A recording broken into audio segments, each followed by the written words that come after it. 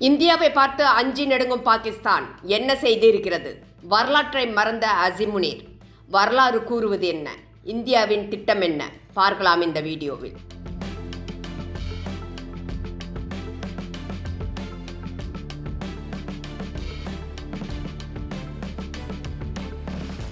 நண்பர்கள் அனைவருக்கும் வணக்கம். பாகிஸ்தான் வெடித்து சிதறும் நிலையில் இருக்கிறது. பலூசிஸ்தான் இன்று பாகிஸ்தானில் இருந்து விடுதலை அறிவித்து சுதந்திர தினத்தை கொண்டாடி வருகிறது. ஆனால் தும்மல் சத்தம் வந்தாலும் அது இந்தியா என்று கூப்பாடு போட்டு வருகிறது பாகிஸ்தான். இந்தியா பாகிஸ்தான் இடையே பாகிஸ்தான் ஆக்கிரமிப்பு காஷ்மீர் முக்கிய விஷயமாக இருந்து வருகிறது. என்றுமே அது இந்தியாவின் பகுதி என்பதில் இந்திய அரசு உறுதியாக இருக்கிறது. ஒரு நாள் பாகிஸ்தான் ஆக்கிரமிப்பு காஷ்மீர் இந்தியா வசமாகும் என்பதில் சந்தேகமில்லை. பாகிஸ்தான் ஆக்கிரமிப்பு ஜம்மு காஷ்மீர் மக்களும் இந்தியாவுடன் இணைவதைத்தான் விரும்புகின்றனர்.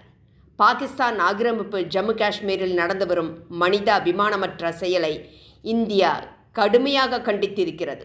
ஐநாவும் கண்டித்துள்ளது. தற்போது பாகிஸ்தான் ஆக்கிரமிப்பு ஜம்மு காஷ்மீருக்கு பிறகு இந்தியா பாகிஸ்தான் இடையே புதிய பதற்ற மையமாக உருவெடுத்து வருகிறது சர் கிரீக். கடல் எல்லைப் பகுதியில் அமைந்துள்ள இந்தியாவுக்கு சொந்தமான இந்த பகுதியில் பாகிஸ்தான் அண்மை காலமாக தனது கடற்படை மற்றும் இராணுவ உள்கட்டமைப்பை வேகமாக விரிவுபடுத்தி வருகிறது. இதன் பின்னணியில் அபாபில் தி டிவைன் ஸ்ட்ரைக் என்ற பெயரில் பாகிஸ்தான் ஒரு இராணுவ திட்டத்தை தொடங்கியுள்ளது. இந்த திட்டத்தின் கீழ் சர் கிரீக் பகுதியில் சிறப்பு படையினர், ட்ரோன்கள், கடற்படை உபகரணங்கள் மற்றும் வான் பாதுகாப்பு அமைப்புகளை பாகிஸ்தான் குவித்து வருகிறது. இந்தியாவுக்கு சர் கிரீக் ஏன் முக்கியம் என்று பார்க்கலாம். அபாபில் திட்டத்தின் ஒரு பகுதியாக பாகிஸ்தான் தனது கடற்படை கமாண்டோ படையினரையும் சர் கிரீக் பகுதியில் நிலைநிறுத்தியுள்ளது. இந்தியாவின் கடல்சார் பாதுகாப்பு மற்றும் மேற்கு கடற்கரை பாதுகாப்புக்கு சர் கிரீக் மிகவும் முக்கியத்துவம் வாய்ந்த பகுதியாக கருதப்படுகிறது. இந்த முக்கியத்துவத்தை கடந்த ஆண்டு இந்திய பாதுகாப்புத்துறை அமைச்சர் ராஜ்நாத் சிங் தெளிவுபடுத்தியிருந்தார். சர் கிரீக் பகுதியில் பாகிஸ்தான் ஏதேனும் தவறான நடவடிக்கையில் ஈடுபட்டால் இந்தியாவின் பதிலடி அந்த பகுதியின் வரலாற்றையும் புவியியலையும் மாற்றும் அளவுக்கு இருக்கும். கராச்சிக்கு செல்லும் பாதை சர் கிரீக் வழியாக செல்கிறது என்பதை பாகிஸ்தான் நினைவில் கொள்ள வேண்டும் என்றும் ராஜ்நாத் சிங் குறிப்பிட்டிருந்தார். எனவே சர் கிரீக் பகுதியில் பாகிஸ்தான் பதற்றத்தை அதிகரித்தால் இந்தியா கராச்சி மீது இராணுவ நடவடிக்கைகளை மேற்கொள்ளலாம். குஜராத் எல்லைக்கு அருகில் சர் கிரீக் பகுதி உள்ளது. பாகிஸ்தானின் எண்ணம் குஜராத்தில் இருக்கும் எண்ணெய் வளங்களை தாக்க வேண்டும் என்பதுதான். ஏற்கனவே இது குறித்து ஃபீல்டு மார்ஷல் அசீம் முனீர் கூறியிருந்தார். இதற்குத்தான் ராஜ்நாத் சிங் பகிரங்க எச்சரிக்கை விடுத்திருந்தார். வரலாற்றை மாற்றுவோம் என்றார். பாகிஸ்தான் அதிவேக படகுகள், ஹோவர் கிராஃப்ட், கடற்படை கமாண்டோ படையினரை நிறுத்தியிருக்கிறது. துருக்கியில் தயாரிக்கப்பட்ட கண்காணிப்பு ட்ரோன்கள், சீன தொழில்நுட்பம் மற்றும் உபகரணங்கள் பயன்படுத்தப்பட்டு வருகின்றன. பாகிஸ்தானுக்கு எதிராக இந்தியாவும் படைகளை தயார் நிலையில் வைத்திருக்கிறது. இங்குதான் சமீபத்தில் இந்தியா திரிசூல் போர் பயிற்சிகளை மேற்கொண்டு இந்தியாவின் பலத்தை உலகிற்கு காட்டியிருந்தது. சர் கிரீக்கின் ஆழமற்ற நீர் பகுதிகளில் செயல்படும் உள்நாட்டில் தயாரிக்கப்பட்ட நீரிலும் நிலத்திலும் வேகமாக இயங்கும் போர் படகுகளை நிறுத்தியிருக்கிறது இந்திய இராணுவம். மேலும் ரேடார் கண்காணிப்பு, மின்னணு போர் திறன்கள் மற்றும் கண்காணிப்பு அமைப்புகளை வலுப்படுத்தியிருக்கிறது. சீனா தனது முதல் ஹேங்கோர் வகை நீர்மூழ்கி கப்பலை பாகிஸ்தானுக்கு கொடுத்துள்ளது. இதன் மூலம் அரபிக்கடலில் பாகிஸ்தான் ரகசியமாக செயல்படலாம். இது குறித்து நான் எனது முந்தைய வீடியோவிலும் குறிப்பிட்டிருக்கிறேன். இத்துடன் சர் கிரீக் நதிக்கு அருகிலுள்ள பாந்தா தோரா மற்றும் ஹராமி தோரா பகுதிகளுக்கு இடையில் பாகிஸ்தான் புதிய கடல்சார் பாதுகாப்பு நிலைகள், அதாவது மெரைன் செக்யூரிட்டி போஸ்ட் அமைத்துள்ளதாகவும் தகவல்கள் கூறுகின்றன. சர் கிரீக் என்பது 100 கிலோமீட்டருக்கும் குறைவான நீளமுள்ள குறுகிய கால்வாய் போன்றது. இது குஜராத்தின் ரான் ஆஃப் கட்ச் மற்றும் பாகிஸ்தானின் சிந்து மாகாணம் இடையே அமைந்துள்ளது. சிந்து மாகாணத்திலும் பாகிஸ்தான் அரசுக்கு எதிராக தற்போது போராட்டம் வெடித்துள்ளது. இந்த நிலையில்தான் பாகிஸ்தான் அச்சமடைந்துள்ளது. இந்த நீர்வழியின் கடல் எல்லை குறித்து இந்தியா மற்றும் பாகிஸ்தான் இடையே பல ஆண்டுகளாக எல்லை தகராறும் நீடித்து வருகிறது. இந்த கால்வாய் தான் இந்தியா பாகிஸ்தான் மேற்கு பகுதியின் அதிகாரப்பூர்வ எல்லைப் பகுதி. இந்த பிரச்சனை இந்தியா சுதந்திரம் பெறுவதற்கு முந்தைய காலனித்துவ ஆட்சி காலத்தில் இருந்தே இருக்கிறது. இந்தியா மற்றும் பாகிஸ்தானின் நிலைப்பாடு என்ன என்று பார்க்கலாம்.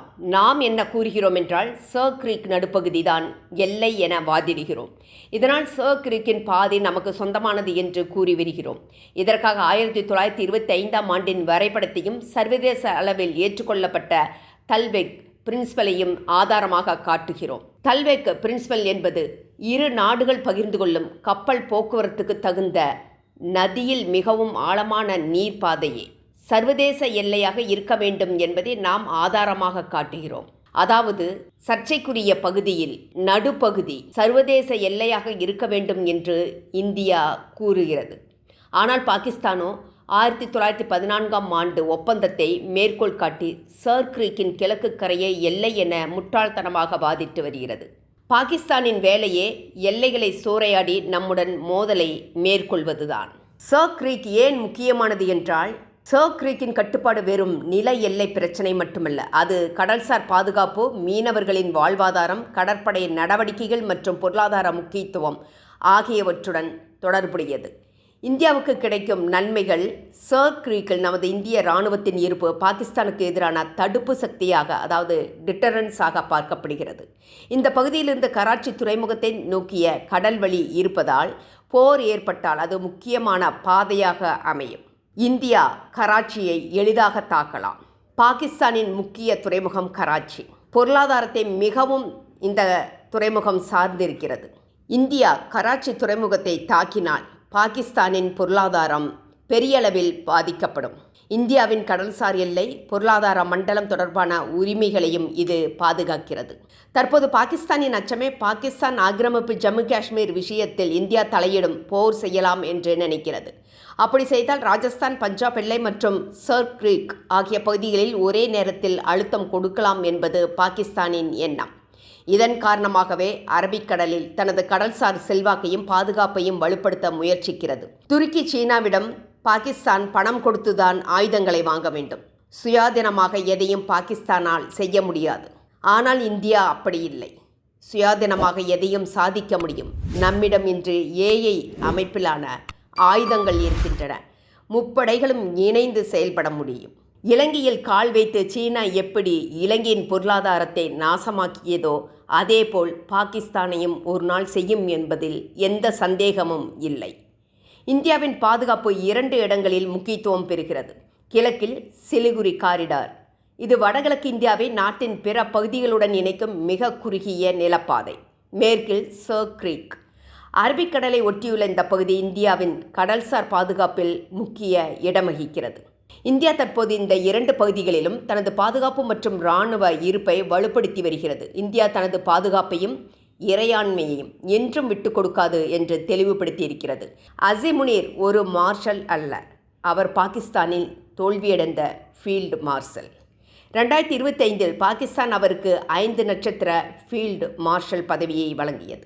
அதன் பிறகு அவர் பாகிஸ்தான் இராணுவ தளபதியாகவும் பாதுகாப்பு படைகளின் தலைவராகவும் இருக்கிறார். அவரது தலைமையை வரலாறு வெற்றிகரமானது அல்லது தோல்வி என்ற அளவில் மதிப்பீடு செய்யும். இது அவர் எடுக்கும் முடிவுகளை பொறுத்தே இருக்கும். ஆனால் இஸ்லாமாபாத் சர் கிரீக் பகுதியை இன்னொரு இராணுவ சூதாட்டமாக மாற்ற தீர்மானித்தால் கார்கில் போருடன் ஒப்பிடுவதை தவிர்க்க முடியாததாக அமையும். ஏனெனில் அப்பொழுது எழும் அடிப்படை கேள்வி இதுதான்: கடந்த காலத்தின் தவறான கணிப்புகளில் இருந்து பாகிஸ்தான் பாடம் கற்றுக்கொண்டதா அல்லது அதே தவறை மீண்டும் செய்ய தயாராகிறதா என்பதுதான். ஒரு போர் எப்போதும் அதிகாரப்பூர்வ அறிவிப்புடன் மட்டுமே தொடங்கும் என்று நினைப்பது மிகப்பெரிய தவறு. தூண்டுதல், ஊடுருவல், கடல் சம்பவங்கள், ட்ரோன் நடவடிக்கைகள், பயங்கரவாத தாக்குதல்கள், வரையறுக்கப்பட்ட இராணுவ பதிலடிகள், எதிர் தாக்குதல்கள், முழுமையான பதற்றம் என்று சிறிய சிறிய பிரச்சனைகள் படிப்படியாக பெரிய பாதுகாப்பு நெருக்கடியாக மாறுகிறது. அப்போதுதான் போரும் வெடிக்கிறது. சர் கிரீக், கட்ச் கடற்கரை, சிந்து மாகாணத்தில் உள்ள பாகிஸ்தானின் இராணுவ கட்டமைப்புகள், கடல் நடவடிக்கைகள், ட்ரோன் இயக்கங்கள் மற்றும் உளவுத்துறை எச்சரிக்கை தகவல்கள் ஆகியவற்றை இந்தியா விழிப்புடன் கண்காணித்து வருகிறது. ஏனெனில் போர் தவிர்க்க முடியாதது என்பதற்காக அல்ல, ஆனால் எதிர்பாராத தாக்குதலே தவறான இராணுவ திட்டங்களின் மிகப்பெரிய ஆயுதமாக இருக்கும். பாகிஸ்தான் சர் கிரீக்கை தனது அடுத்த இராணுவ சூதாட்டத்தின் மையமாக தேர்வு செய்தால் கார்கில் போன்ற முடிவை சந்திக்கும். கார்கில் பாகிஸ்தானின் தவறான முடிவுகளில் ஒன்றாக இன்றும் கருதப்படுகிறது. சர் கிரீக்கம் அப்படிப்பட்ட இன்னொரு அத்தியாயமாக மாறுமா மாறாதா என்பதை இஸ்லாமாபாத் எடுக்கும் முடிவில் இருக்கிறது. ஆனால் அந்த அத்தியாயத்தை இஸ்லாமாபாத் தானாகவே எழுதத் தொடங்கினால் புதுடெல்லி முடிவை தீர்மானிக்கும். 1947-48, 1965, 1971 மற்றும் 1999 கார்கில் போர் என வெளிப்படையாக நடந்த அனைத்து போரிலும் பாகிஸ்தான் படுதோல்வியை சந்தித்தது. சமீபத்தில் நடந்த சிந்தூர் ஆபரேஷனில் பாகிஸ்தான் ஏறக்குறைய இந்தியாவிடம் போரை நிறுத்துமாறு மண்டியிட்டது. இதுவரை இந்தியாவுடன் நீர்நிலைகளில் பாகிஸ்தான் மோதியது கிடையாது. ஏனென்றால் இந்தியா கடற்படையில் எப்போதும் வலுவாக இருக்கிறது என்பதுதான். இன்று இந்தியா கடற்படையை உலக தரத்திற்கு உயர்த்தியிருப்பது பாகிஸ்தானை சிந்திக்க வைத்துள்ளது. அதனால் சீனாவிடம் கடன் பெற்று பிச்சை எடுத்து ஹேங்கோவர் நீர்மூழ்கி கப்பலை அரபிக்கடலில் நிறுத்தியிருக்கிறது. பாகிஸ்தானை எதிர்கொள்ள இந்தியாவுக்கு சுதர்சன சக்கரா என்ற வான் தடுப்பு அமைப்பு ஒன்றே போதும். இது பாகிஸ்தானுக்கு நன்றாகவே தெரியும். நண்பர்களே, உங்களது கருத்துக்களை எங்களுடன் பகிரவும். உங்களது ஆதரவு எங்களுக்கு மிகப்பெரிய ஊக்கமாக இருக்கும். எங்களது யூடியூப் சேனலை சப்ஸ்கிரைப் செய்யவும், லைக் செய்யவும், ஷேர் செய்யவும். நன்றி.